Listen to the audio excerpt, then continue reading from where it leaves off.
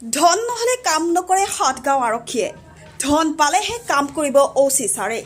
এই অভিযোগ আমাৰ নহয় ভুক্তভোগীৰ ভাষ্যত পোহৰলৈ আহিছে বিস্ফোৰক তথ্য